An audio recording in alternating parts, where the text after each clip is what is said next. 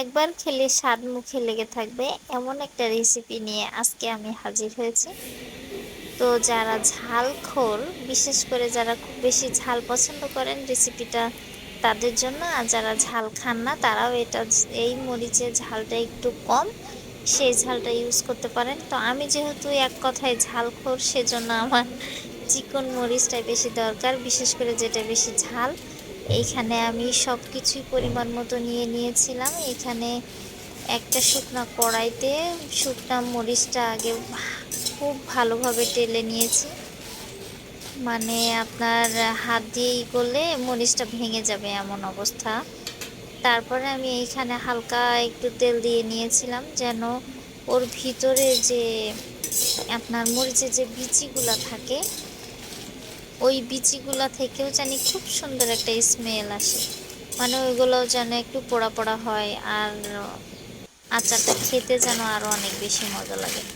তো এই যে দেখেন, আমি এরকম একটু তেলে নেওয়ার পরে এই যে পুরোটা প্রায় ভাজা শেষ, তারপরে একটু তেল দিয়ে দিয়েছিলাম। এই যে দেখেন, এখন আমি এইখানে মরিচগুলো আরো খুব ভালোভাবে ভেজে নিব এপিট ওপিট করে।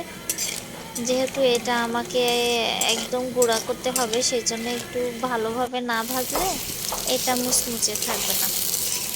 তো মরিচটা ভাজার পরে এখানে আমি যথারীতি পেঁয়াজগুলো সব দিয়ে দিলাম। পেঁয়াজগুলো দেওয়ার পরে চুলায় একটু নাড়াচাড়া করার পরে এই যে এখানে আমি সামান্য একটু লবণ দিয়ে দিলাম। এই লবণটা দেওয়ার ফলে যে কি একটা উপকার হয়েছে সেটা আমি আপনাদেরকে বলে বোঝাতে পারবো না। এই যে দেখেন, তারপরে এইখানে দিয়ে দিলাম রসুন কুচি, আর এর সাথে ছিল কয়েক টুকরা আদা কুচি। তো এই যে পেঁয়াজের থেকে যে রসটা বের হয়ে এসেছে, তারপরে আপনার মানে লবণটা দেওয়ার কারণে পেঁয়াজটা একটু নরমও হয়ে এসেছে, তখন আমি এর মধ্যে রসুন কুচি আর আদা কুচিটা দিয়ে দিলাম। এখন আপনাদেরকে বলি, এই পেঁয়াজে একটু লবণ দেওয়াতে কি কি হলো, কি কয়টা উপকার আমার হয়েছে সেটা বলছি। প্রথমত উপকার হয়েছে আপনার, পেঁয়াজটা খুব তাড়াতাড়ি আপনার ভাজা হয়ে গেছে, একটু নরম হয়ে আসছিল।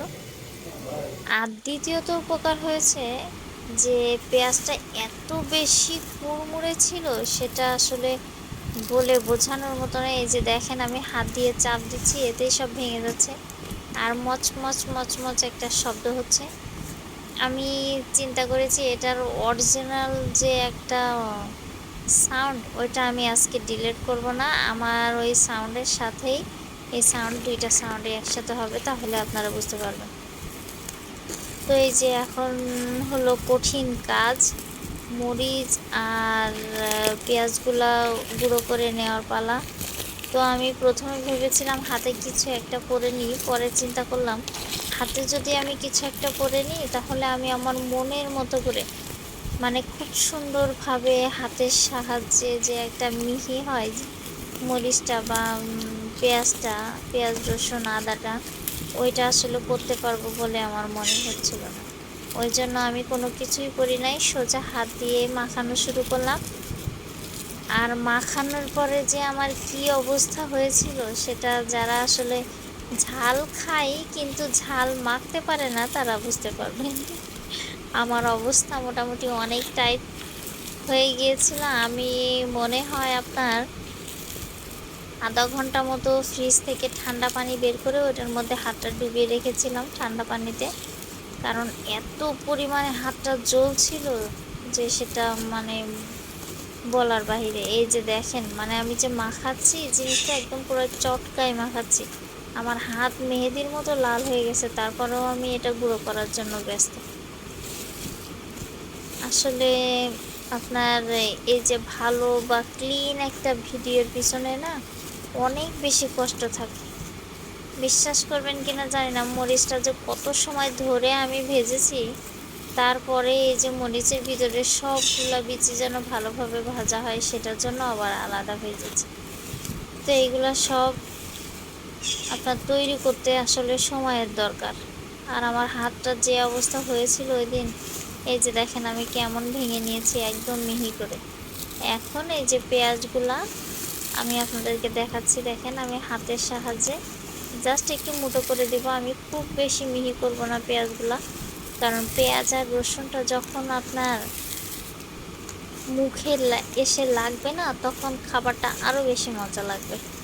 তো এই যে দেখেন, আমি আসলে পেঁয়াজের লবণটা দেওয়ার কারণে পেঁয়াজটা এই যে ফ্যানের নিচে রেখে দিয়েছিলাম, তারপরেও যে একটা ক্রিস্পিনেস আর সেটা এখনও আছে, যে মানে তেলের মধ্যে দেওয়ার পরেও এই ক্রিস্পিনেসটা নষ্ট হয় নাই, ওইটা এখনও পর্যন্ত আছে। ওরকম খচমচ আওয়াজ করে যখন খাই।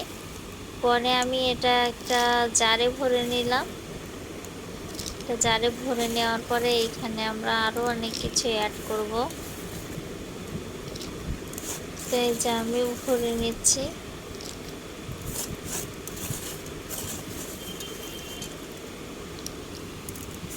ভরে নেওয়ার পরে এটাতে আরো অনেক কিছু অ্যাড করার আছে। এই যে দেখেন ফাইনাল লুক। জাস্ট কোনো কিচ্ছু দেওয়া না, শুধু পেঁয়াজটা আর মরিচটা আর আপনার কিছু রসুন কুচি আর কয়েক পিস আদা কুচি। এরপরে এখন এইখানে আমরা দিয়ে দেবো এই যে আমার বাড়ি থেকে নিয়ে আসা খাঁটি সরিষার তেল। এখানে প্রায় আপনার 250-র মতো এখানে তেল লেগেছে। 250 গ্রামের মতো তেল দিয়ে দেবো এখানে। তেল দেওয়ার পরে মানে যতক্ষণ উপরে উঠে না আসবে আর কি, তেলটা যতক্ষণ ভাজবে না ততক্ষণ এটার মধ্যে তেল দিব। এখন তেলটা ভেসেছে। এখন এই যে দেখেন আপনার আচারের লুক। আর এটা যে কি টেস্টি, সেটা আপনার যে খায় নাই সে কখনো বুঝবে না, আর যে খেয়েছে সে বুঝতে পারবে যে আসলে এর মর্ম কি।